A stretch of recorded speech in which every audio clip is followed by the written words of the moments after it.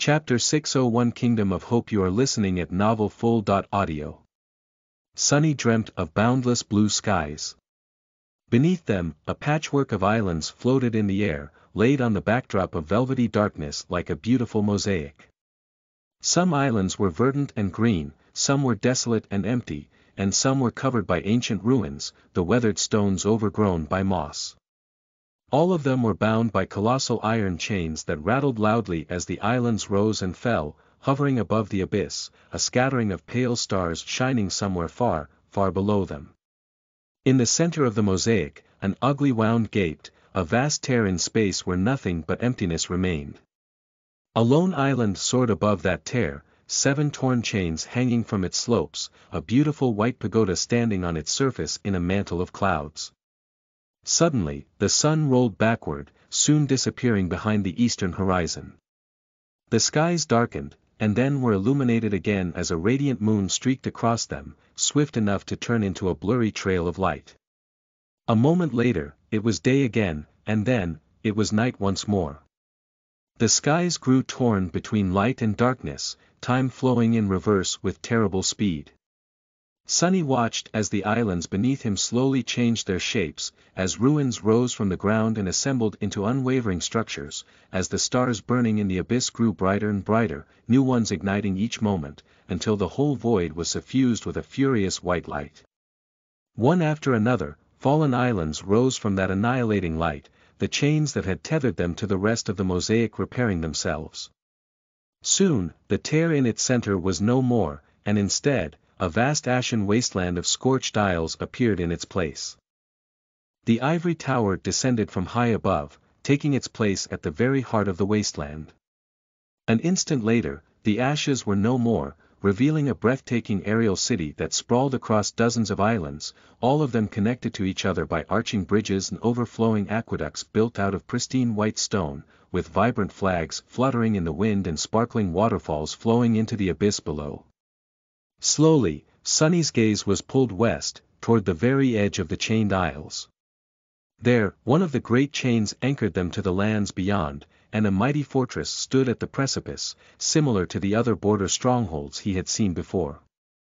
The island next to it resembled a vast stone bowl, with rows of seats cut into its weathered white slopes and a circular arena laying at its bottom, painted dull red. And even further than that was an island with a strange river that flowed endlessly through it, forming a circle around an ancient statue of a beautiful woman wielding a spear in one hand, and gripping a beating human heart in the other, her nakedness covered only by a beast hide tied around her thighs, her face lost in the shadows. That was the island where Sunny found himself, and of course, he was thrown straight into the damn river. Gee, God damn it. Why does this keep happening to me? Sunny was so angry that he didn't even feel any panic, unlike the previous 2 times the spell had decided to give him a cold and wet welcome, first on the Forgotten Shore, then at the Sanctuary of Noctis. This time, at least, he had an idea of where he was, and in which direction to swim if he wanted to reach the surface. Sunny strained his muscles to struggle against the strong current. And finally realized that something was terribly, terribly wrong. His body refused to listen, or rather, it did, but in a way that made no sense at all. His limbs didn't move as he willed them to, and instead of swimming, he simply thrashed around, submerging deeper and deeper into the cold, dark water. His senses were all messed up, too, so he couldn't even understand what had gone wrong. What the hell? Now, Sunny finally was starting to panic a little. This went way beyond what he had experienced in the first nightmare. Back then, the body given to him by the spell had felt almost the same as his own. This time, however, it was way too unfamiliar. Was this what Master Jet had warned him about? Sunny tried to keep calm and swim ashore, but moving through water, especially with such a strong current, was not an easy task. It required a lot of coordination and a fair bit of balance, which he simply lacked right now. No matter what he tried to do, his efforts only made things worse. He fell deeper and deeper into the river, drowning slowly. His lungs were already starting to burn from the lack of oxygen, they also felt as weird as the rest of him. His vision was already darkening. Sunny gritted his teeth, which suddenly sent a wave of pain through his mouth and jaw, and then stopped struggling, letting the current pull him down. Then, he concentrated on his shadow sense, and, as soon as his body struck the rocky bottom of the river, stepped through the shadows to appear near the stone statue. Sunny fell into the grass. Coughing violently, he tried to suck in a breath of fresh air, only to find out that even that was a struggle. His lungs were refusing to work as they were supposed to, and even though he managed to inhale, it was still not enough to chase the sensation of suffocating away. What is going on, damn it? Sunny sprawled on the ground and closed his eyes, cutting off all of his senses to concentrate on trying to take control of the mess of his new body. Don't think. Thinking will only make things worse. This thing has to have instincts, you now have them, too. He cleared his mind of any thoughts about breathing and oxygen, and soon, his instincts did, indeed, take over. It was like the story of a centipede that was asked how it walked, and fell down, unable to move. As soon as Sunny stopped thinking about inhaling, his body did so on its own. Suddenly, his lungs were full of sweet air, and he was strong and vigorous once more. Oh, thank gods! Sunny did not move for a few moments, breathing deeply, and then tried to understand what type of a vessel, exactly, had the spell chosen for him. Before he could, however, a beautiful voice suddenly sounded above him, full of curiosity and amusement. What a strange thing you are! Sunny opened his eyes and struggled to rise to his feet, turning his head swiftly in the direction of the speaker. When he did, he froze. In front of him, kneeling near the statue, was perhaps the most beautiful woman he had ever seen. She had soft skin and a delicate, exquisite face, her chestnut hair streaming down her shoulders like lustrous silk. Her eyes were suffused with light and shone gently, like two silver stars. Sunny had seen a lot of stunning beauties in his lifetime, but no one could even remotely compare to the quiet, breathtaking grace of this stranger. Just one look at her made his heart race, and his face flush. She was more like a fairy than a mere mortal. And, maybe, she was. The beautiful woman was wearing a simple red tunic that left her shoulders bare, and wielded no weapons. Despite that, her presence was vast and permeated the whole island. It was as though the blades of grass bent slightly to be closer to her, the rays of sunshine changed their path to caress her skin. As if she didn't exist in the world, but instead, the world existed around her. And something about her felt strangely familiar. Sunny opened his mouth, stunned, and said, greetings. Or at least, he tried to. However, what came out of his mouth instead was a hoarse, bestial growl. What the? He tried to speak again, and once more, his mouth produced a low, threatening snarl. The woman frowned.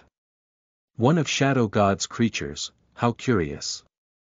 I didn't know that there were any of you left here, in the Kingdom of Hope. Sunny stared at her, dumbfounded. Then, he lowered his eyes and finally looked at himself. Oh, crap. Well, at least one of his desires had come true. Sunny wasn't short anymore. In fact, he was at least 2 meters tall. The problem, however, was that he wasn't a human. His skin was light gray, the color of stone. His legs were long and digitigrade, bending backward and ending with powerful, sharp claws. He had 4 arms, each longer and stronger than that of a human, and a long twisting tail. His face was like that of a demon, with sharp features and a mouth full of terrifying fangs. 2 curved horns were growing from his forehead, and his hair was long, black, and coarse. His eyes were fully black, with no irises and 2 vertical, furious pupils. What's worse, Sunny didn't seem to possess the vocal cords of a human. He couldn't speak. Oh, crap. The beautiful woman looked at him, and smiled.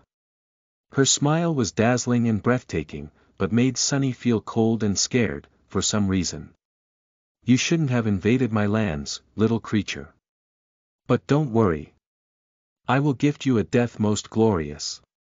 This, I promise before the gods. She rose, standing tall in front of the ancient statue.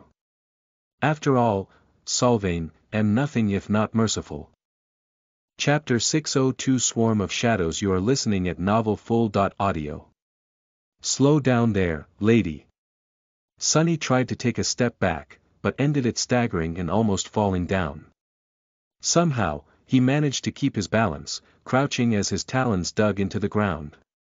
His 4 arms rose, sharp claws aimed at Sylvain. All that talk of glory and death made him very, very tense. Sylvain, wait. Sylvain. A low growl escaped from Sunny's mouth as he realized who was standing in front of him. So this beautiful, graceful woman, she was the ghastly living corpse he had destroyed in the cargo hold of the crashed ship. Or rather, would be. L.C. He had traveled into the past of the Chained Isles, after all, or at least an illusory reenactment of it. It made sense that Sylvain had not succumbed to her harrowing fate, yet. Sunny shivered, remembering the silent pleading and boundless torment in the empty eyes of the Wormvine's host. How could those terrible eyes be the same as the radiant ones looking at him right now? Suddenly, he was overwhelmed by pity, compassion, and sorrow. And fear. Because if he was right and this was really the same Sylvain, then this dazzling stranger who had just promised to gift him a glorious death, was a saint. And a saint promising to kill him was not something Sunny had ever wanted to hear. He peered beneath the surface of Sylvain's lovely figure, and saw a single sphere of light burning brightly in her chest, so radiant as to appear almost blinding. Her soul core, the soul core of a transcendent. His vertical pupils narrowed, a single thought ringing in his mind. Run.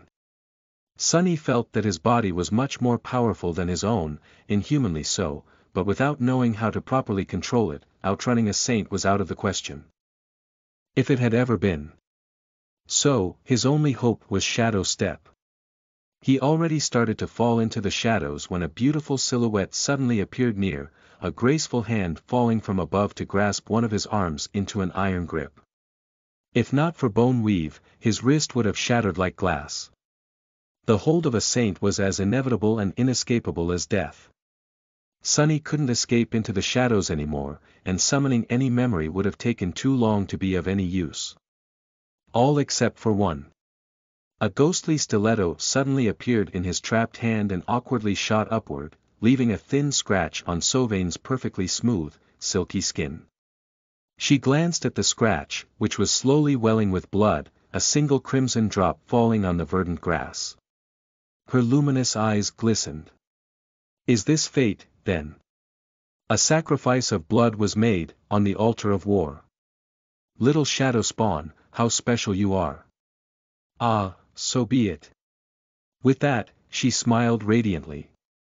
In the next moment, her other hand moved forward, and before Sunny could even feel fear.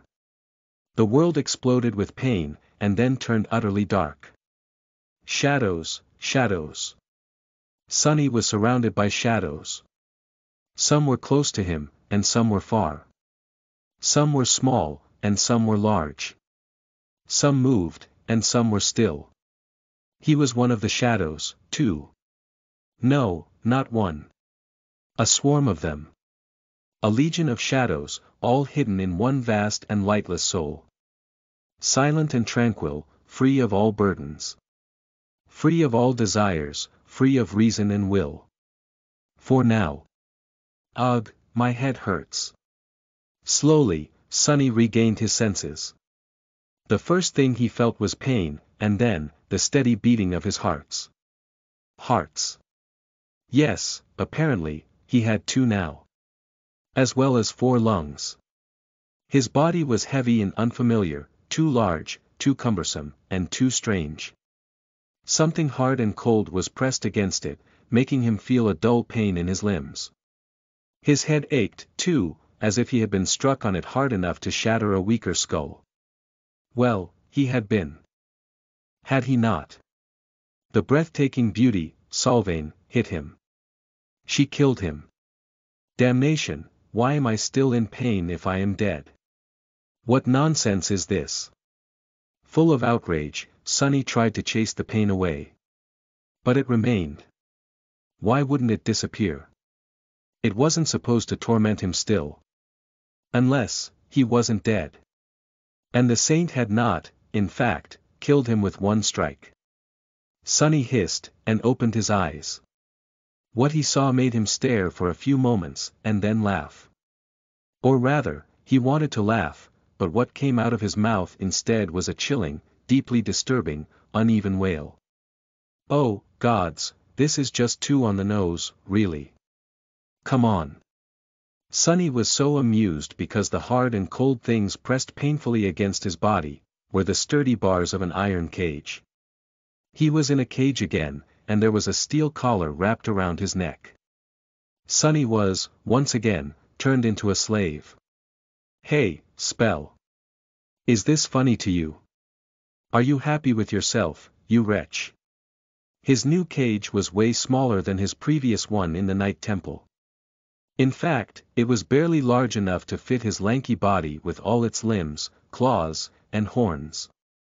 The cage was hung from the ceiling by a rusty chain, and his every move caused it to sway lightly, the bars digging painfully into his flesh. Sonny growled angrily and looked around, trying to make sense of his previous sensations. What were all the other shadows he had felt close by? Crap. All around him were rows of hanging cages of different sizes, and each of them imprisoned a creature of some sort. There were monstrous wolves, stone gargoyles, giant slithering worms, bulging mounds of flesh with gaping circular maws, and all kinds of abominations, some of which he had seen and fought before, and some that he had never even heard of. There were closed metal boxes that produced the sound of hundreds of small feet rustling against their surface, and cages large enough to fit a chain worm. In fact, there was a chain worm trapped in one not too far away from Sonny. There were even cages that contained humans. Sonny stared at this dungeon of horrors for a bit, and shivered. What the hell is this place?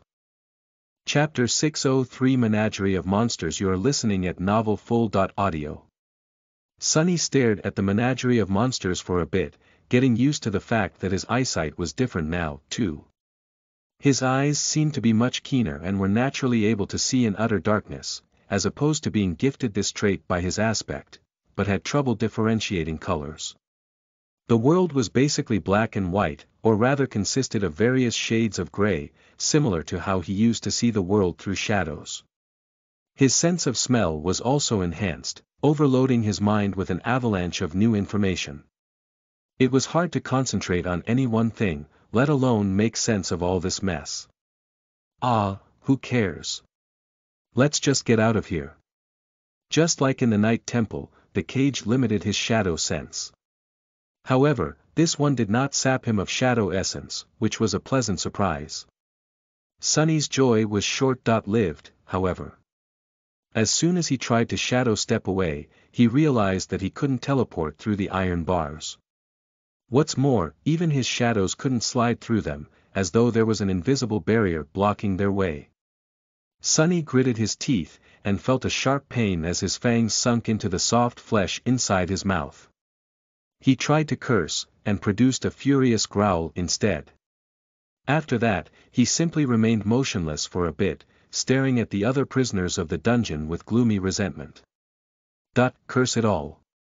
Finally, he shook his head and awkwardly knelt at the bottom of the cage, grasping the iron bars with all four of his hands. Moving twice the amount he had possessed previously was a bit of a challenge, but he did manage after a couple of attempts. Fine. There are other methods. I'll melt this whole damned cage, if necessary. He stretched one hand through the bars, and summoned the cruel sight. And then, nothing happened. The only thing that changed was that his steel collar turned a little colder for a moment. Sonny frowned, his black eyes growing even darker, then tried again. The somber weapon did not appear. There was no tenebrous mist shrouding his hand, and no feeling of a small portion of his shadow essence disappearing to grant the memory a physical shape. Feeling unease, Sonny lingered for a second, and then tried to summon the midnight shard. Once more, his collar grew colder for a moment, and nothing happened. What is going on? One after another, Sunny tried to manifest all of his memories, to the same result. His memories refused to appear, and not even a single spark of ethereal light ignited in the darkness of the dungeon. It was almost as if they were all gone. Stolen. Even Weaver's mask. Panicking, he hurriedly summoned the runes, hoping to see that he was wrong, that the list of his memories did not turn empty. No, but the familiar shimmering runes did not appear. There was nothing in the air in front of him, just cold and dark emptiness. Wait, what? Sunny called the runes forth again and again, but they were inexplicably gone. His collar was now as cold as ice. Can't be. It was almost as if he was completely cut off from the spell. When the realization hit him, Sunny leaned heavily on the bars of the cage and remained motionless for a while, utterly stunned. What kind of a nightmare was that? How was it even possible to lose connection to the spell? Spell. It was the spell, damn it. The terrifying, almighty spell. Who could snatch and awaken away from it? He wasn't even able to enter his soul sea. The scale and scope of this tectonic change simply failed to fit into his mind. Sunny had spent so long living with the spell that he almost didn't remember what existing without it felt like. It was as though an integral part of his being was suddenly taken away, leaving him hollow and incomplete. I don't understand. He was still trying to cope with this new reality when heavy footsteps suddenly resounded in the ghastly dungeon. Raising his head, Sunny saw a giant of a man walking between the hanging cages, his powerful figure radiating a sense of vast, solemn strength. The man was wearing a worn leather armor and a tattered red robe, its edges frayed and torn. On his back, a barbarous curved blade hung, wide and heavy enough to split any abomination in half, and on his belt, heavy chains rattled with each step. The giant's face was hidden beneath a hood, but Sunny didn't need to see it to know that he was looking at an Ascended. And that Ascended was walking straight to his cage. Now is my chance. But, to do what, exactly? Sunny was not accustomed to his new monstrous body, and was devoid of the ability to summon memories. He was unarmed and defenseless. He didn't even know if his aspect still worked. What was he supposed to do? Try to fight a master with his bare fists, claws, or whatever, or wait and see what happens? In the end, the cautious part of his mind won. Sunny silently stared as the man in the red robe approached the cage, glanced at him, and then somehow made the iron bars disappear without a trace. One moment they were there, and the next, they were gone, throwing Sunny to the ground. The giant cruelly slammed his massive fist into Sunny's head, and before he had a chance to shrug off the disorientation, a thick chain was already fastened to his collar. Then, Sunny was dragged somewhere, sliding across the dirty floor as the collar dug painfully into his neck. Not too long after that, bright sunlight suddenly blinded him. A sharp pain pierced his black eyes, and a moment later, Sunny was thrown ruthlessly to the ground, landing on it in a graceless heap. Still unable to see, he felt the chain being removed from his collar. Slowly, his eyes adjusted to the light, and even though his vision was not as good as it had been in the darkness, Sunny was able to see that he was sprawled on the stone floor of a circular arena. All around him, rows of seats rose, cut from pristine white stone to form a vast amphitheater. The theater was not crowded, and yet there were a lot of humans seated in it, looking down at him with joy and excitement. They were dressed in simple tunics and other kinds of archaic garments, most of them of some shade of red. The arena itself was not white like the rest of the amphitheater, instead, it was dull red, too. Or rather, it might have been pristine once, but now, its stone surface had absorbed too much blood and changed color. Sunny looked up and saw another monster being let off its chain some distance away. A cold shiver ran down his spine. Yes, he was a slave again. But it seemed that, this time, fate had made him a very different kind of slave. Wait, don't tell me. As the crowd of spectators cheered, the other monster roared, spun around, and fixed its bloodthirsty eyes on Sunny. "It's a damned Colosseum." Chapter 604 Shadow Gladiator. You are listening at NovelFull.audio. There were wooden fences built throughout the arena, partitioning it into many small enclosures, each connected to a next one by a rusty iron gate. Currently, Sunny was at the very edge of the Colosseum, with one of its stone walls behind him. 3 sturdy fences formed the rest of the killing box, sharp spikes mounted on them to prevent the combatants from trying to escape. And that was unmistakably where he found himself, a Colosseum. A theater of death where slaves fought each other for the entertainment of the crowd, unless they wanted to be slaughtered by the other gladiators or their own masters. Granted, this one was rather strange. For one thing, the slaves were predominantly wild beasts and monsters of all kinds, as opposed to captured humans. The crowd was behaving weirdly, too. After his experience in the dreamscape, Sunny expected to see the spectators overwhelmed by bloodthirst and dark, cruel fascination. Instead, these people seemed to be joyful and proud, almost solemn. It was as though they were genuinely happy for the gladiators, even a little bit jealous. The crowd was undulating and shifting, singing one word over and over again. Glory! Glory! Glory! Their voices merged into an echoing, thunderous roar. What the hell is wrong with these bastards? Sadly, Sunny didn't have a lot of time to think about the weirdness of the audience. He had bigger problems on his plate. Right in front of him, another creature was let go of the chain, its powerful body covered in dirty brown fur. For mighty paws, a long muzzle with terrifying fangs, and 6 eyes burning with madness, it was very similar to the dread wolves he had fought at the island covered by strange, twisted trees. And it wasn't alone. 2 more beasts appeared from behind the first one, falling low to the ground as guttural growls escaped from their maws. Damnation! Sunny shifted his gaze, trying to discern the rank and class of the murderous beasts. They seemed a lot smaller than the fallen monster he had killed before, at least, simply the size of a bull instead of a full cargo vehicle. His newfound ability to peer into the souls of living things and see their soul cores was going to come in handy. However, what he saw beneath their tough hides left him confused. Instead of spheres of radiant light, the creatures had hideous masses of swirling darkness at the center of their beings, veins of it spreading throughout their souls like cancerous growths. In the depths of that darkness, something unclear seemed to be moving, as if trying to break free. The sight of it was both frightening and repulsive. It reminded him, somewhat, of the harrowing rot he had witnessed in the ebony Tau, growing from the severed arm of Weaver. So this is what soul cores of the nightmare creatures look like. Sunny had no idea how to judge the rank of such cores, since he only knew to measure the usual ones by their size and luminosity. The growths of darkness in the dread wolves seemed to have 2 swirling nods each, which at least told him that they were mere monsters. Not that it helped him very much. How was he supposed to fight against 3 monsters while barely being able to stand upright in this new, unfamiliar body? Curse it.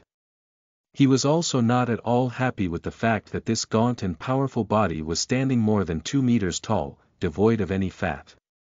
And stark naked, with all his stuff hanging loose for everyone to see. Or bite off. Plus, there were a lot of women in the crowd. Hiding his discomfort, Sunny stared at the wolves, his black eyes full of menacing resentment. His lips parted, revealing sharp fangs that were in no way inferior to that of the monstrous beasts. A low growl escaped from his mouth. Come on, look how big and scary I am. You wouldn't want to fight a scary demon like me, would you?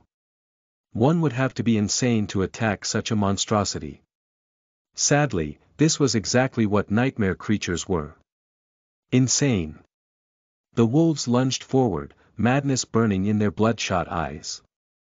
Their maws opened, foam glistening on jagged fangs. The crowd roared. Damn it all. Sunny commanded the shadows to wrap themselves around his body, which suddenly turned black and lusterless, as though cut from obsidian. Thankfully, at least that part of his aspect still worked. Almost instantly, his might quadrupled, and so did his speed. He dashed through the darkness and appeared from the shadow of one of the wolves, his four hands shooting forward to grab the beast, sharp claws sinking into the soft flesh. Sonny was still struggling to control his body, and for that reason, his movements were much slower and messier than they could have been. But, embraced by the three shadows, he simply used brute power to overcome that disadvantage. Raising the massive monster above his head, he hissed and pulled with all his might. Lean muscles moved like steel cables under his onyx skin, and in the next moment, a river of blood flowed onto his horned head from above as the body of the wolf was mercilessly torn apart. The crowd went wild, their voices growing loud and triumphant, at least of those spectators who were close to his enclosed box. What are you screaming for, idiots? Sonny was more than a little startled by the violent strength of his new body. It was much more powerful than his human one, however, it was also much taller, and his center of gravity was much further from the ground. For that reason, Sonny miscalculated his posture completely, lost his balance, and toppled over as soon as the dread wolf's body lost its integrity. He crashed onto the bloodied stones, instinctively raising two of his four hands to cover his throat. Almost instantly, one of the remaining two monsters was upon him, its maw opening wide before closing around his neck like a crushing bear trap. Luckily, Sonny's arms were already in the way, so instead of tearing his throat open, the wolf only managed to bite into them, sharp fangs burrowing through tough skin, piercing flesh, and scraping against bone. Overwhelmed by the explosion of terrible pain and the sudden fall, Sonny momentarily forgot how to control his limbs and operate the shadow demon's body. The second wolf jumped on him, tearing his abdomen with long claws. Arg! Not good, this was not good. He was pinned to the ground, defenseless, seconds away from being disemboweled and having his head torn off. And he couldn't even remember how many hands he had, and what to do with them. Sonny shuddered, then opened his mouth and roared. His bestial scream washed over the wolves, momentarily stunning them. Then, he moved his two upper hands, grasping the first wolf by the jaws, and simultaneously threw his lower arms around the second one. Twisting his body, Sonny threw the monster digging into his abdomen off and pinned it to the stones, at the same time pushing the maw away from his neck. Growling menacingly, he pulled the jaws of one of the monsters apart, while crushing the other in a devastating embrace.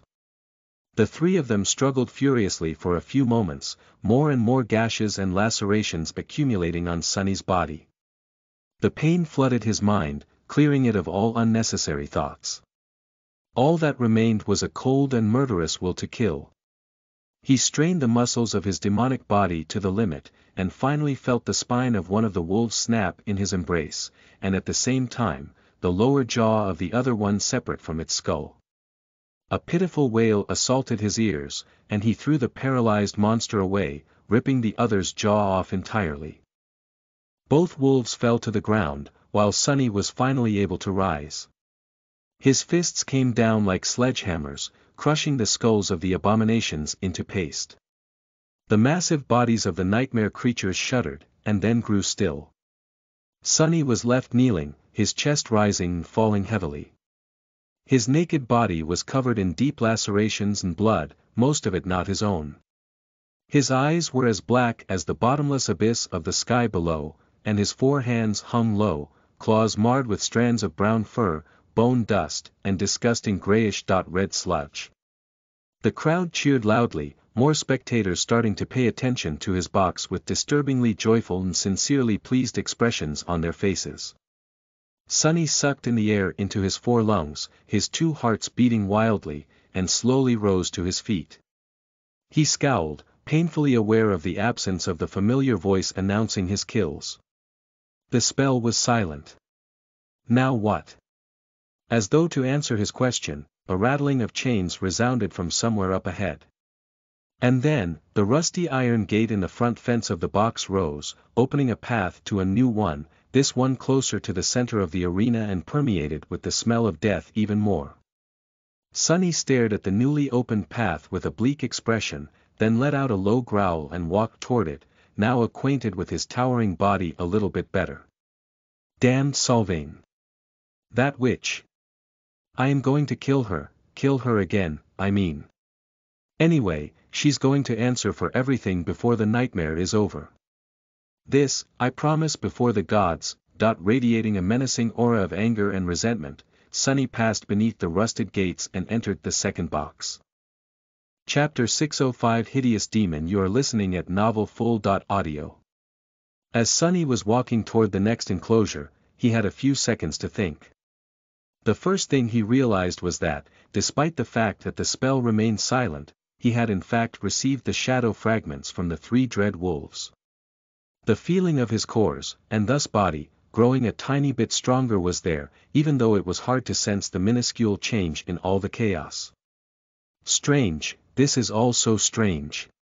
His connection to the spell seemed to be gone, cut by the steel collar on his neck, and yet not all of his powers disappeared. Sunny couldn't access his soul see and summon memories or runes, but he still possessed the ability to absorb fragments. He was also able to command his shadows to augment his body, as well as use Shadow Step. Even though its range seemed to be limited by the walls of the arena.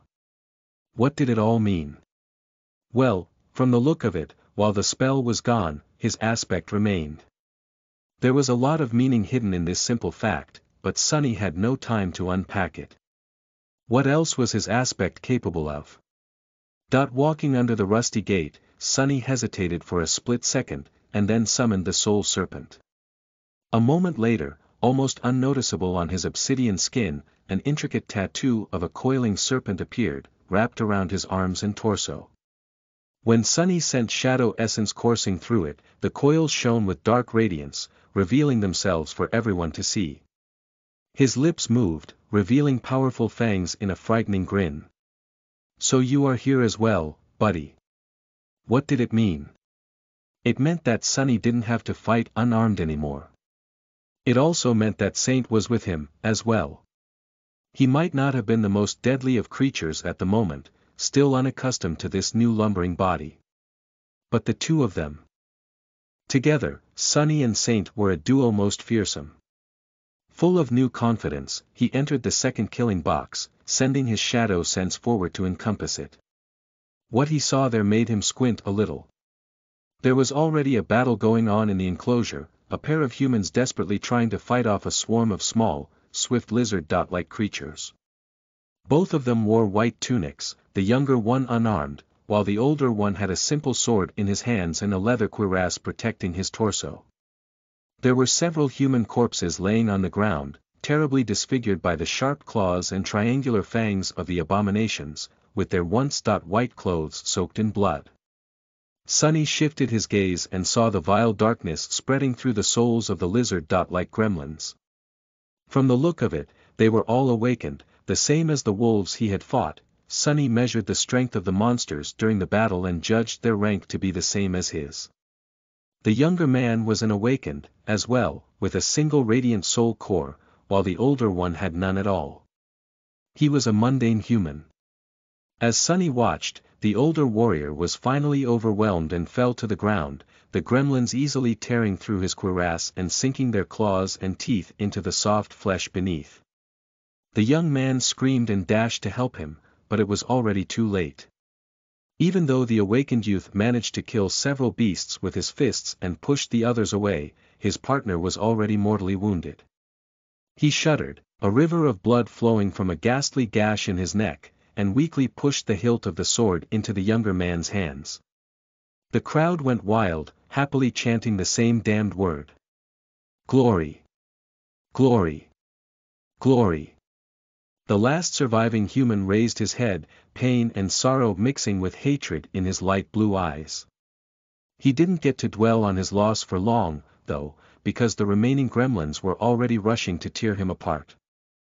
Some, however, found a new target. Sunny grunted and tried to control his body as precisely as possible. He didn't command the Soul Serpent to assume the form of a weapon or summon Saint yet, preferring to keep his cards hidden, for now. The lizard-like abominations did not seem too dangerous, anyway. At least not with their remaining numbers and their attention split between two targets. Curses. The four-armed demon's gaunt body was too tall, heavy, and unwieldy. Every motion required more effort, and was slower than he was used to. Even though there was inhuman strength in the shadow creature's steel muscles, which was supposed to translate into explosive speed, dragging so much mass around was still different from operating a small and slim human body he had possessed before. Who would have thought that I would miss being short one day? Four gremlins jumped at Sunny at the same time, more of them lagging a second behind. Their narrow eyes shone with rabid bloodlust, and their jagged claws were aimed at his flesh, lusting to rip it apart. Wrapped in shadows, with the coils of the soul serpent shining darkly on his skin, Sunny took a step forward and caught all four creatures from the air, then slammed their skulls against each other, crushing them. Even though he was having trouble controlling his new body, how could these beasts ever hope to survive a battle against a demon? And a very special one, at that. Sunny bared his teeth and lunged forward, a low growl escaping from his mouth. His four arms moved, crushing flesh and bone. Several beasts managed to slip past his assault and sink their claws into his thighs, one even trying to bite off a big chunk of flesh. Sunny hissed from pain and crouched, using his claws to rip four more gremlins apart. There was no free hand to finish off the last one, so he simply bit off its arm with his sharp fangs, feeling the bone crunch and the disgusting taste of corrupted blood on his tongue. Arg! I'm going to vomit. Sunny spit a mouthful of fetid, dark blood and silenced the shrieking creature with a bone-shattering backhand slap. Suddenly, the box became deathly silent. He groaned, overwhelmed by pain for a moment. The damned abominations had died rather easily, but not before doing a lot of damage. He might have overestimated his newfound prowess. Or underestimated the gremlins due to their small stature and frail frames.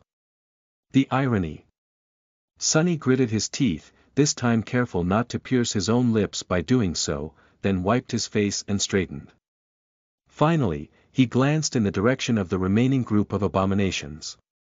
To his surprise, they were already dead. The young awakened had slaughtered them with the sword, somehow, and was now standing there motionlessly, frozen stiff by fear.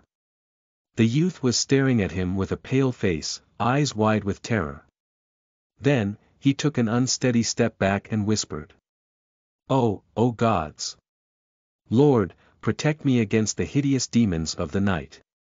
Sunny looked down at him from his immense height, his cobalt-black body covered in terrible wounds and blood, more streaming from between his sharp fangs. He suppressed the desire to roll his eyes. Hideous. Rude. Chapter 606 Fate of a Slave. You are listening at NovelFull.audio. Sunny glanced down at the young man, then slowly moved toward him. The awakened shuddered and took another involuntary step back, then gritted his teeth and lowered his stance, raising the sword into a proper defense position. Lord, shine thine light upon me. Let my soul burn unextinguished, as the sun can never be extinguished. Ha! I've seen suns fade away and disappear before. Never say never, fool.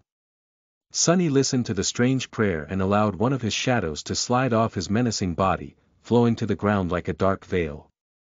After that, he hissed from pain and stopped near a mangled human corpse. He stared at the trembling youth for a few moments and then bent down, stretching his hands toward the body. The young man flinched and fell silent, then shouted. Get your vile hands away from him, demon. Sunny ignored the awakened and used his claws to rip the white tunic off the corpse. Then, he straightened and glanced at it with displeasure, his black eyes narrowing. This one was not too dirted by blood, but sadly, its previous owner was of a normal size for a human.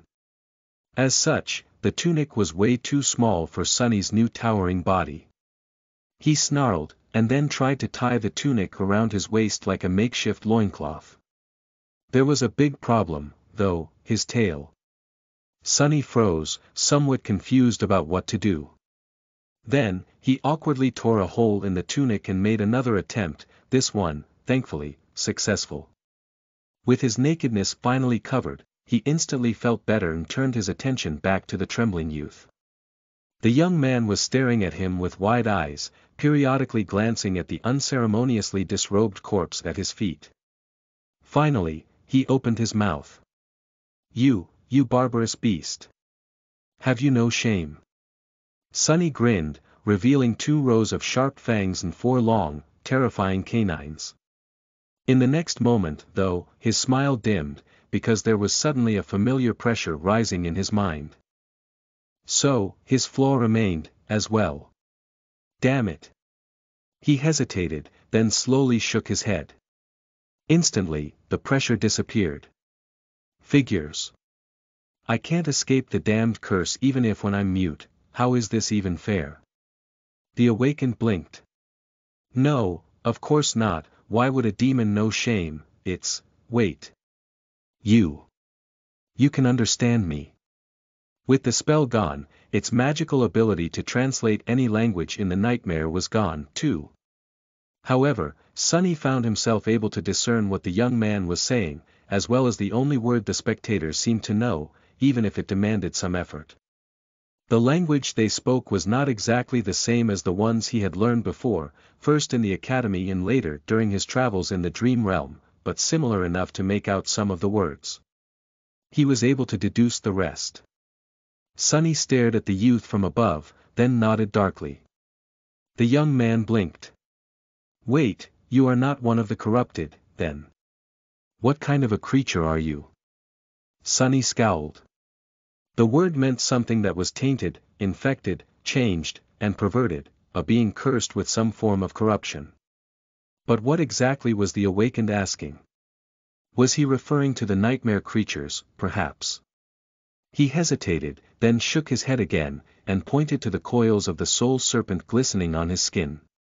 The youth frowned, confused. A snake, a serpent. Can that demon be Shadow's kin? No wonder the warriors hunted him down, then, their god and Shadow are old enemies. Is he talking to me? Or to himself? Sonny lingered for a moment, then took a step forward. The awakened flinched, torn away from his pondering, and raised his sword higher. Stay away, demon, or I will. He felt silent when the gaunt, towering monstrosity walked past him with absolute indifference.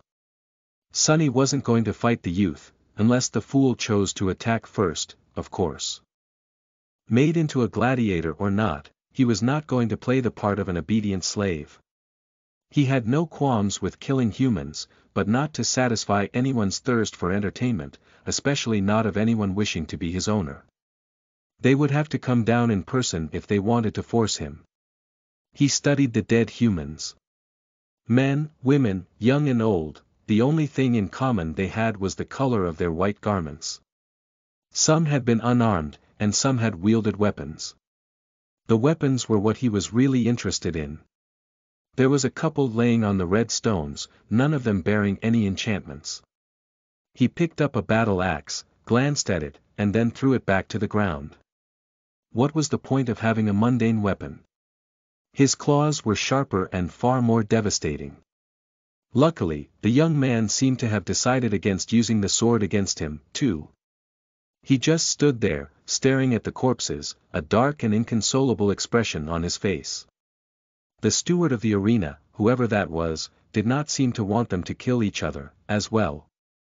With a sound of scraping metal, another rusty gate rose, opening the path to the third box, this one even closer to the center of the Colosseum. Sonny and the young awakened glanced at each other warily. And then walked toward the gate together. Sonny's next cage was larger and more comfortable, well, he at least could stand up straight in it. Not that he was in any mood to do so. In the end, he had been forced to fight his way through 7 killing boxes, the last circular one at the very heart of the Colosseum. In each box, a new nightmare creature, or a group of them, awaited, those abominations who had prevailed in their own battles at the outer circles of the arena. In this way, only the strongest and the most ferocious of the enslaved creatures had a chance to reach the center. The further they went, the louder the cheers of the spectators became. And on the final stage, their salvation awaited. Kill the final enemy, and get the chance to live another day, only to be forced to go through this meat grinder again, undoubtedly. Collecting more wounds, more kills. More glory. Sonny had received a lot of injuries, as for the glory, he wasn't so sure. Currently, he was sprawled on the bottom of a hanging cage, his body a map of gashes, lacerations, and bruises. Everything hurt, but at least he wasn't bleeding. That was the benefit of losing his chance to receive Shadow God's lineage. He was slowly healing. In the cage next to him, the awakened with light blue eyes sat, an empty and hollow expression on his smooth, youthful face. The young man had somehow managed to survive, as well, but grew quiet and despondent after they were brought back to the dungeon. Sonny didn't blame him. He was a bit desperate, too. Yes, they had survived today, but just barely. And who knew how many such days there were going to be, in the future? Somehow, he had a disturbing feeling that once someone had entered the arena, they never left it alive. Sonny closed his eyes, exhausted. So what if his fate was to die as a slave in this cursed Colosseum? Fate was not something immutable. It was just very, very hard to change. Was he or was he not the heir to the demon of fate? If anyone could do it, it was him. Chapter 607 Shifting Sand. You are listening at NovelFull.audio. Caged in the darkness, Sonny had a lot of time to think. All around him, a horde of nightmare creatures waited for their turn to be slaughtered in the blood-soaked arena, a few unfortunate human slaves among them. Here in the nightmarish dungeon, both abominations and people were the same, equal in the face of inevitable death. His thoughts returned to the very start of the trial, to the announcement the spell made. 5 brave ones, someone else had entered the nightmare with them, and Sonny had a good idea who. Mordred, the Prince of Nothing, still lived, against all odds, and had found a way to reach his goal. Perhaps his reflection had hidden in the eyes of Saint Cormac, and then slid unnoticed into either Effie's or Kai's. Was one of his friends dead? No, that didn't make sense. If Mordred had devoured one of the souls aboard the ancient flying ship, then someone would have noticed. The Fire Keepers were a close group, and knew each other too well to miss a sudden change in the demeanor of one of them. As for Effie and Kai, if they had fallen victim to Mordred's terrifying ability, then there would have been only 4 souls entering the nightmare. But who was to say that the Prince of Nothing had to invade a soul once his reflection jumped into the person's eyes? Maybe he could just hide in the reflections, biding his time and waiting for an opportunity to find a better vessel. And speaking of vessels, Sonny studied his monstrous body, his black eyes full of a somber apprehension. Why had he been sent into a body of a demon? The spell was supposed to find suitable vessels for the challengers. Had he been made into a hideous abomination because of his 3 shadow cores? After all, it was hard to find a human with a soul worthy of a divine aspect. If so, was Mordred in the body of a terror right now? Hidden in the darkness, Sonny shivered. Yes, this was most likely the case. This fact had the potential to either reveal itself to be a blessing or a curse. In theory, all 5 of them had the same goal, to resolve the conflict of the nightmare and ascend. So, having a terror fight on their side would be a boon, no matter how much resentment Sonny had for the bastard. He also suspected that Mordred wielded the ivory knife, increasing their chances of success even further. But Sonny also remembered what Master Jet had told them: not all of the awakened trying to conquer the trial of the spell had to pursue the same goal. Sometimes, their solutions and ideals clashed, making them enemies. The idea of having Mordred as an enemy in this already insurmountable hell scared him. The Prince of Nothing was maybe the most dangerous opponent he had ever faced. Would Mordred turn on the other 4 humans that had entered the seed? It was impossible to tell. He was not cruel for the sake of cruelty, and was not nearly as insane as everyone seemed to think. His hatred was directed toward Valor, and not them. But at the same time, Sonny could not say that the banished prince was completely of sound mind. Something about him, when Sunny looked Mordred in the eyes, it felt as though something was missing in them. It was a very small difference, but one that made facing the Prince of Nothing strangely unsettling. Mordred was a wild card, one whose actions Sunny simply could not predict. No point in dwelling on it right now. Unless I find a way to escape this morbid place alive, all that awaits me is death, anyway. He shifted and hissed slightly as pain radiated through his body, originating from countless wounds. Sunny thought back to his battle in the arena. Strange, it was all so strange. Some of his powers were gone, but others remained. His aspect seemed to be unaffected, by his connection to the spell was gone. Then, did this mean that an aspect was not a part of the spell, but instead existed outside of it? Trapped in an unbreakable enchanted cage, Sunny scowled. A long, long time ago, back when he had passed the first nightmare and received his aspect, it had felt as though the power was coming from somewhere deep within him, as opposed to from an external source. Was the spell only awakening inherent powers that were locked inside human souls, and not creating them? Wait a minute. Come to think of it. Oro of the Nine had claimed to be an awakened, and while the youth sitting silently in the nearby cage had not said it, he was an awakened, too. But in this ancient past, the gods were still alive, and so were the demons. Their terrible war had not started yet, and Weaver had not disappeared to create something that would spell doom for both the 6 gods and the 6 demons, to create the nightmare spell. If Sunny's suspicions were correct, of course. Then meant the nightmare spell had not even existed yet, in this era. But awakened did. As well as nightmare creatures, or the corrupted, as the youth had called them. Sunny's vertical pupils narrowed. Were the nightmare creatures, not created by the nightmare spell, as well? What the hell? The very idea seemed strange and ridiculous. The spell had appeared in the waking world, causing the first nightmare creatures to be made from the bodies of those infected by it, and for the first generation of the awakened to be born. It summoned those awakened into the dream realm, which was populated by the abominations, and pushed them toward seeking out and challenging the seeds of nightmares. Unless a seed was conquered, it eventually opened a path for more monsters to enter reality.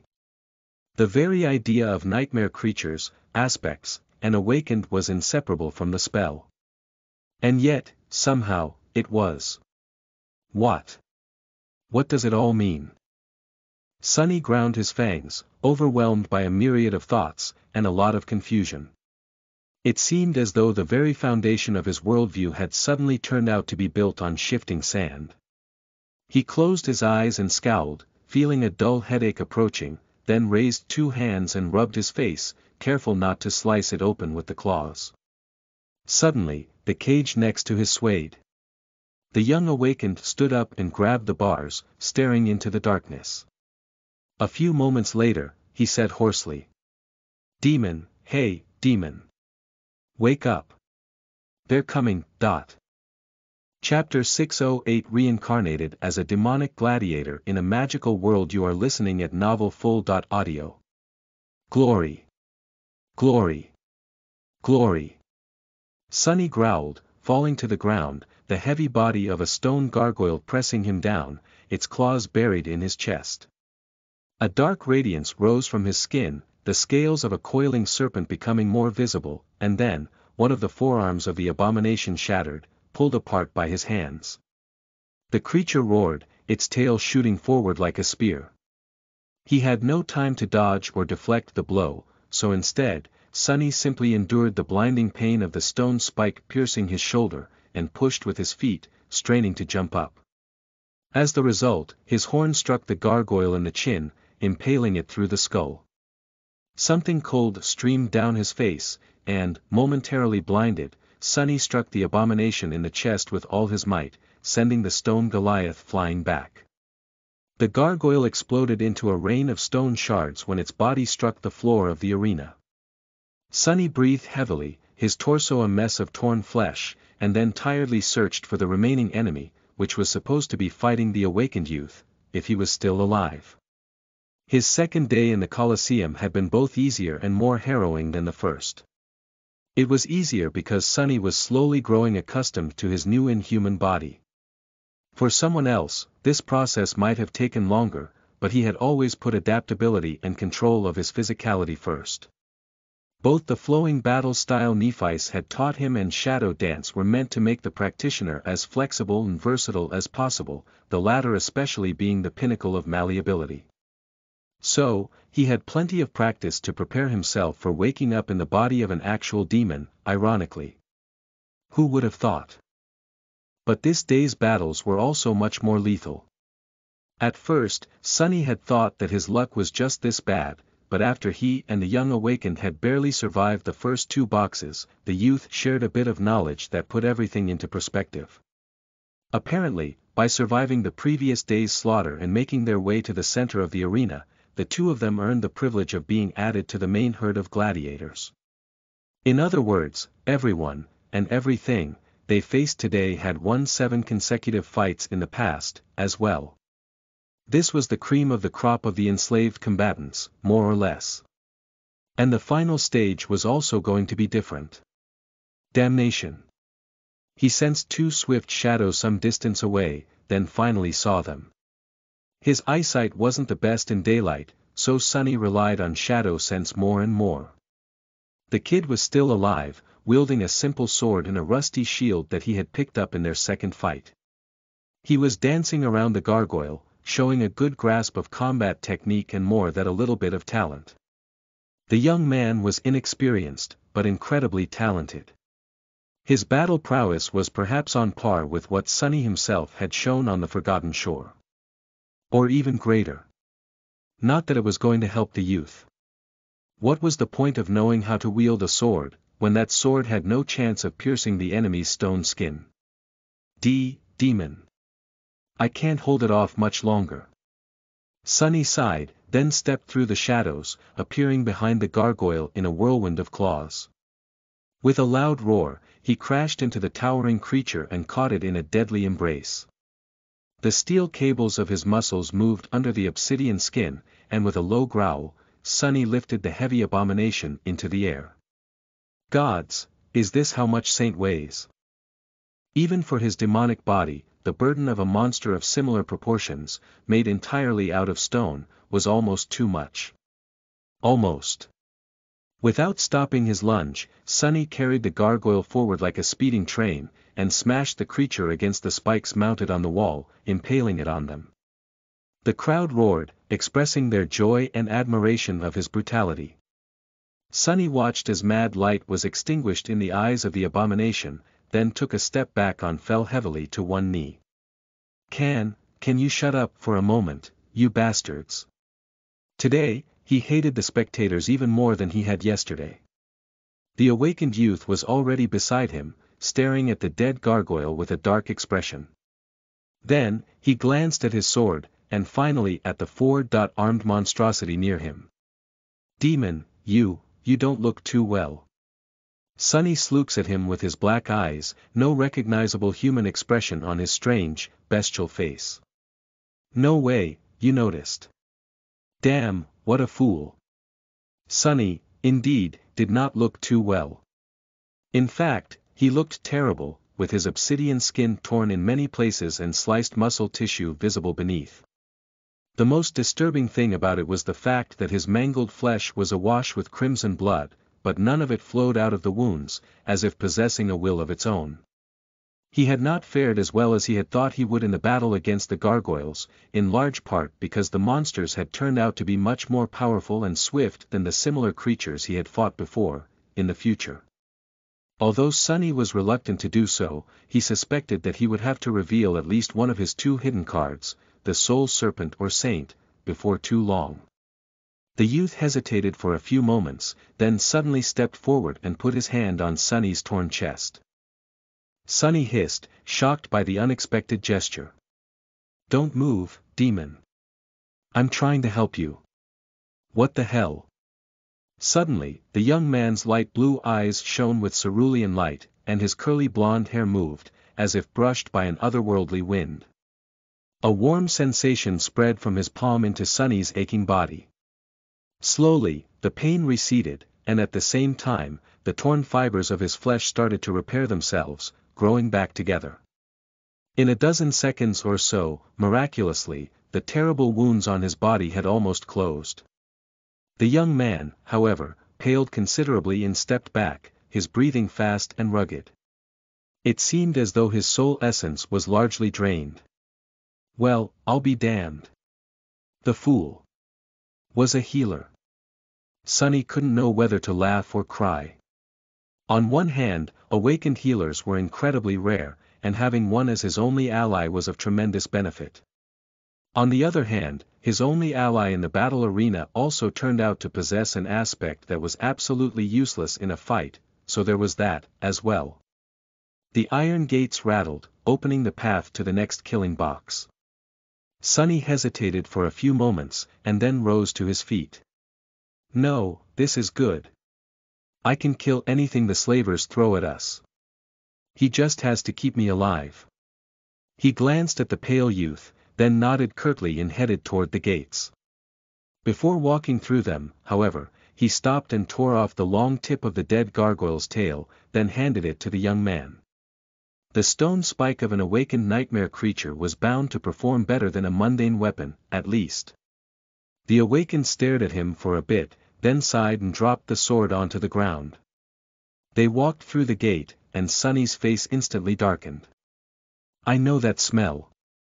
The chain worm he had seen before in the dungeon was already crawling through the other gate, its terrifying maw dripping with black blood. The crowd began its chant again, ecstatic to see the fallen demon advance to the next box. Glory! Glory! He sighed, full of dread and hatred. All right, bastards. I'll show you glory. Chapter 609 Glory. You are listening at NovelFull.audio. Sonny tore the chain worm apart, pieces of flesh and puddles of blood covering the red stones of the arena like a ghastly carpet. Then, shrouded in impenetrable shadows, he thrust his hands into the mangled carcass of the slain abomination and ripped 3 bloody soul shards out. Ironically, killing the fallen demon had not been too hard for him. A long time ago, Master Roan had described these vile creatures as incredibly formidable and deadly opponents, someone that even he would not have wanted to face alone. But that was because Master Roan was a human. Chain worms fed on metal, and as such, steel weapons and armor were useless against them. Sonny would have been in trouble if he was still in his human body, and most of his arsenal of memories suddenly became ineffective. However, he was a demon now, one of the shadow spawn, or shadow's kin, or whatever it was he had been turned into. His claws, his fangs, and his shadows were the perfect weapon to destroy such abominations. Of course, fighting against a creature 1 rank higher than him was not easy. But, augmented by 3 shadows, he had managed to dismantle the massive abomination without too much trouble. In fact, killing the chain worm had been much easier than killing Master Pierce. He wasn't even wounded, at least not seriously. The crowd grew silent, shocked by his display of ruthless brutality, and then exploded with cheers. Glory, glory! It seemed that they enjoyed seeing someone triumph against a stronger opponent much more than anything else. Crazy bastards! Sonny glanced at the spectators with resentment, then walked over to the young awakened and pushed the soul shards into his hands. The youth looked at them with a frown.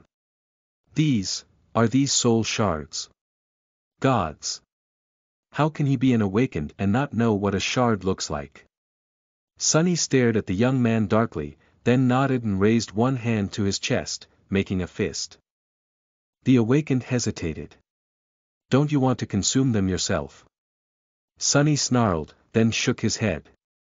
Finally convinced, the youth crushed the shards in his fists and froze, a funny expression appearing on his face. What a strange feeling. Whatever. Sonny wasn't giving the shards away out of altruism. For better or worse, the young man was now his partner. The stronger he became, the better he would be able to aid Sonny, both in battle and while using his healing aspect. And Sonny was going to need a lot of healing. That, he was sure of. After that was done, they proceeded to the fifth cage, and then to the sixth. And finally, to the last. By that point, Sonny was nearing his limit. Both battles after the chain worm had tested him in ways he had not expected, draining him of essence, damaging his body, and putting a heavy strain on his endurance. He was exhausted and overwhelmed by pain, the merciless sun shining blindingly in the blue skies and making his black eyes ache. At least the crushing seemed to ignore the island where the Colosseum was located. In fact, Sonny had not felt the island move either up or down even once. Perhaps it had a permanent altitude, like the sanctuary of Noctis. The seventh battle, the last one they had to survive today, was, indeed, different. The central stage of the arena was circular in shape, with 6 gates in its walls. 4 were already opened, and 2 still stood closed. Corpses of several terrifying creatures were laying on the red stones, steam rising from the pools of blood surrounding them. And in the middle of the killing stage, 2 humans stood, their faces hidden behind the helmet visors. Both were tall, strong, and clad in archaic armor. Their garments were painted bright red, and so were the plumes of their helmets. One was armed with a spear and a shield, while the other wielded an axe and a sword. These were worshippers of War God, just like the spectators singing from the stone seats of the great amphitheater. The young man shivered. Warmongers, these mad dogs. Sonny tilted his head, paying no attention to the raging crowd as he studied the 2 humans. Both were awakened, and from the look of it, of sufficient power and skill. They were calm and solemn, their eyes empty of even a hint of fear, and instead full of confidence and savage joy. Glory. That was what all of them were here for, willingly or not. The masters of the arena wanted their slaves to fight for it, but they also wanted to achieve it themselves. After the initial culling had taken place, the final obstacle the gladiators had to overcome each day was to kill some of their slavers. And the slavers had to survive the onslaught of the slaves, if they wished to live. In fact, all of the battles in the arena served a singular purpose, to deliver the best and the most formidable opponents for the worshippers of war to temper themselves against, or die trying. Mad dogs, indeed. All these people were insane. Sonny was now more sure of it than ever. It didn't change anything, though. He still had to kill the 2 awakened warriors, if he wanted to survive. Or rather, if he wanted to earn the chance to be killed in the arena some other day. With a low growl, Sonny sent one of the shadows to the ground. In this fight, being aware of his surroundings was going to be more important than raw strength. No awakened human could challenge him in terms of raw might, after all, unless their aspect was solely focused on it. But such an aspect was the least dangerous an enemy of his could possess. It was easy to understand and predictable, at least. It was the versatility and unpredictable nature of aspects that made Awakened so dangerous. Without much fanfare, the 4 of them lunged at each other, an almost palpable killing intent permeating the arena. The 2 warriors fought with tremendous skill and combat prowess. The 2 warriors fought bravely and furiously, moving like 2 parts of a single organism. The 2 warriors fought with incredible insight and cunning, both wielding clarity like a deadly weapon. Truly, they were worthy of being the followers of war. But in the end, both of them died. How could they resist a creature that could turn their skill against them, who had faced terrors so vast that most humans would have been driven mad by a mere glimpse of them, and who lived his life wearing countless lies like a mantle? Sonny watched as the corpse of the second human fell to the ground, awash in blood, light dimming in his unbelieving eyes, and sighed. "Here's your glory, poor fools, how does it taste? Is it sweet? Is it bitter? Or does it taste like nothing at all, like the empty lie that it is?" Turning away from the dead men, he glanced at the crowd, expecting to finally see sorrow and displeasure on the faces of the spectators. He had just killed 2 of their own, after all. But his hopes were instantly crushed. The people gathered in the amphitheater were not at all perturbed by the death of their brethren. Instead, they were even more excited, pride and joy gleaming on their faces. Laughing and smiling, they pointed at him and yelled one word, "Other and other." Only this time, it was a new one. All of them were shouting, "Shadow." Chapter 6:10 Mind of a Beast. You are listening at NovelFull.audio. Shadow. Shadow. Shadow. Sonny swayed, looking at the broken sword in his hand. When did it break? He didn't quite remember. This was one of the first weapons he had picked up in the arena, right after killing, wait, who had he killed for that sword? Dead faces spun in his mind, staring at him with empty eyes. There were so many that he couldn't even tell whether all of them had once belonged to real enemies or were simply created by his imagination. No, that one was real, the first human he had killed in the Colosseum. That had been the battle where he took the sword. These days, he was having trouble remembering things. Sonny threw the broken sword away and looked at the crowd that was chanting his name. Shadow, right. That was him. What is wrong with you, fool, since when was that your name? He growled, wishing that he had thrown the broken weapon at one of the humans. Not that it would have done any good, there were powerful enchantments permeating the ancient stones of the Colosseum.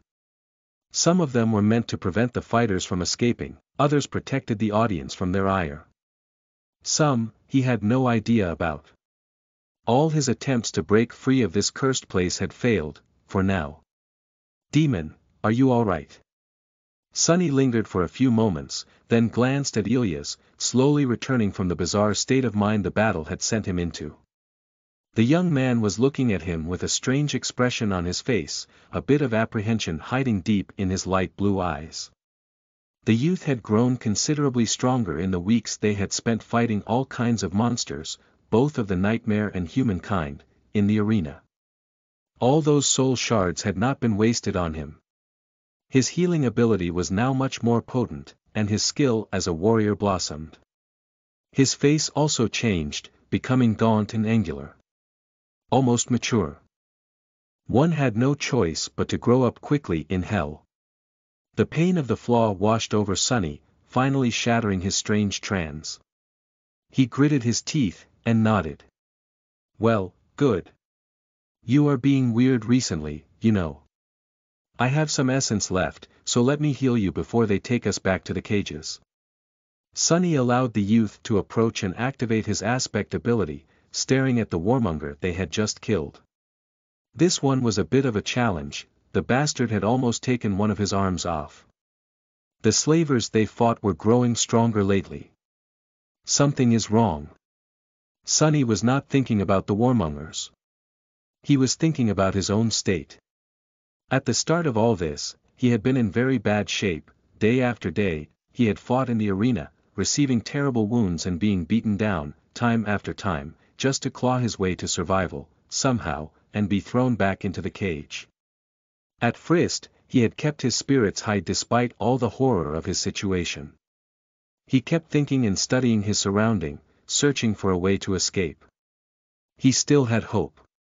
But after a while, when nothing had worked, the weight of pain, torment, and hopelessness had grown heavier and heavier, and then heavier still. A seed of despair had taken root in his soul.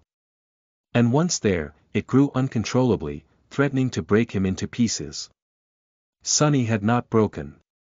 But he had to search for a way to survive in the arena without losing pieces of his flesh each time, to bide his time until an opportunity to escape presented itself. He had found that way in Shadow Dance. The idea had been kept in the depths of his mind for a long time, but only now, faced with this soul-crushing despair, had Sonny summoned it into the light. He had decided to try and expand the purview of his battle style to include not only shadowing humans, but also nightmare creatures. The result was a resounding success.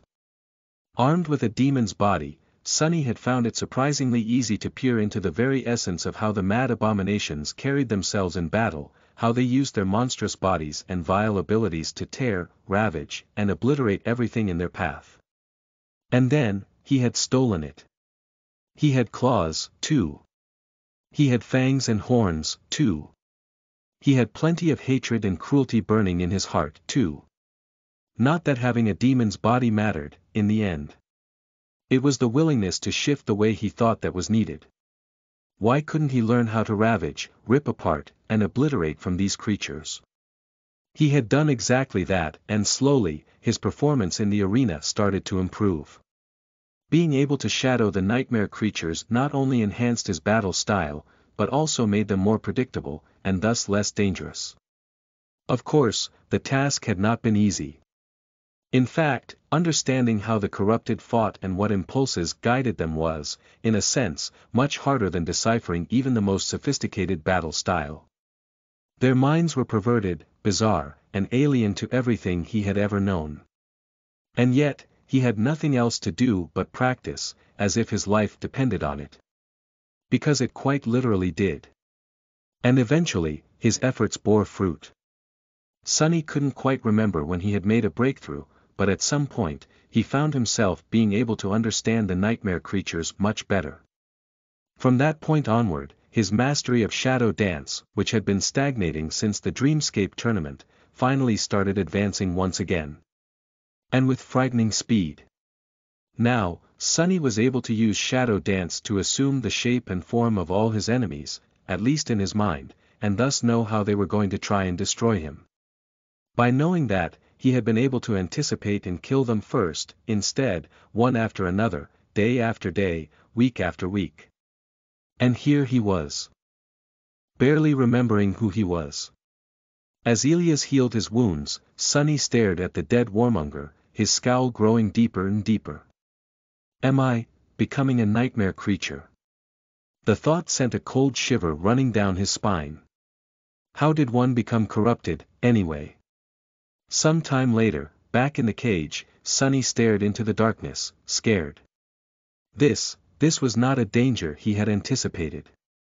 Thrust into the terrible meat grinder of the arena, he had been so focused on surviving the terrifying battles that the possibility of having his very self annihilated, piece by little piece, had never occurred to him. What, exactly, was happening to him? Sonny stared at the unbreakable bars of his cage, and shuddered. Damn. I really need to get out of here. But how?